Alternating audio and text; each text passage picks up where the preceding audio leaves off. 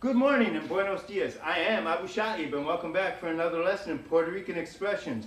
It is June 2016 and this morning's lesson is same word, different meaning. We're going to take a look at words that are the same or similar in Spanish and English, or at least derive from the same roots in Latin and Greek, but have come to have different meanings in one language than in the other. And actually the first word on this list is actually. When we say actually in English, what we're really saying is truthfully, or in fact, or really, or something like this. Actualmente, in Spanish, actualmente, has a completely different meaning. What actualmente means in Spanish is currently, or now, or at this time, or even nowadays we can use it to say. Actualmente. When we want to convey that idea in Spanish, which we use the word actually for in English, we say something like de verdad or de veras, which both mean truthfully, depending on what country you're in. Or realmente is really, realmente. Realmente, or de hecho, in fact, de hecho. De hecho, H-A-C-H-O. This is from the verb hacer. It's idiomatic, it means in fact. De hecho, yo he estado en Puerto Rico desde hace 16 años. In fact, I have been in Puerto Rico since 16 years ago. To ascend. Ascend is ascender is the verb in Spanish. And they have pretty much the same meaning in both languages. However, there's one meaning in Spanish that's a word that's derived from this verb, el ascenso. And that's a promotion at work. El ascenso en trabajo is a promotion at work. Un ascenso en trabajo, a promotion at work. The word promotion in Spanish, promoción, is used more in its context about advertising and publicity. Promotion, boxing promotion, promoción. Animate. To animate in English has come to pretty much mean making cartoon movies, right?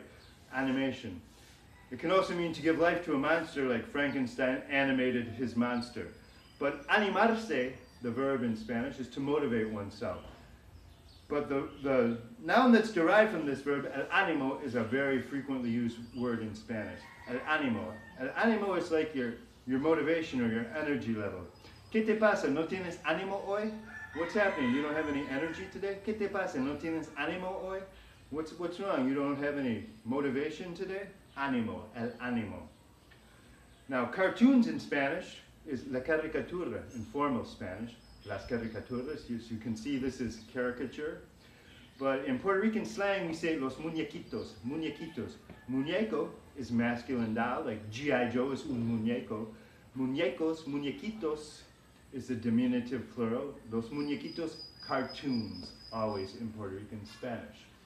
To argue and to discuss have complete opposite flip-flop meanings in Spanish than they do in English.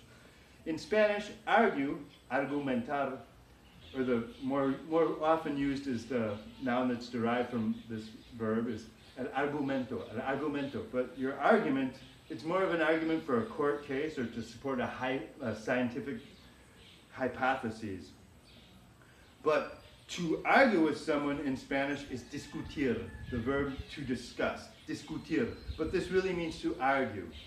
Yo discuto, tú discutes, él discute, ella discute, ellos discuten, discutir. No discuta conmigo, don't argue with me. No discuta conmigo, or no me discuta, you can also say, but it's more correct to say, no discuta conmigo, don't argue with me. Don't argue with me. Now, to apply for a job in Spanish is said quite differently than it is in English. Apply, or aplicar, which is the verb in Spanish, has many of the same meanings, like to apply medicine or to apply paint, to apply glue, apply something. But to apply for a job in Spanish is solicitar, to solicit work, solicitar trabajo. When we enter a place and we're looking for a job in Spanish, we usually just say two words, para solicitar. This automatically conveys the idea that we want to see the personnel director or fill out an application. An application in Spanish for a job is una solicitud. Llenes la solicitud, you fill out the application. Llenar la solicitud, to fill out the application. Solicitar, solicit, solicitar has its other meanings in Spanish, but it's predominantly used to apply for a job. Solicitar trabajo. Bank. The bank in Spanish, el banco. This is very similar. El banco. The reason I mention it is because this word also means the bench. So you have to be correct about your context, especially if you're in the mall where there are both banks and benches. If you say, meet me at the bench or meet me at the bank, you have to use the right context to convey the meaning that you want. Camp.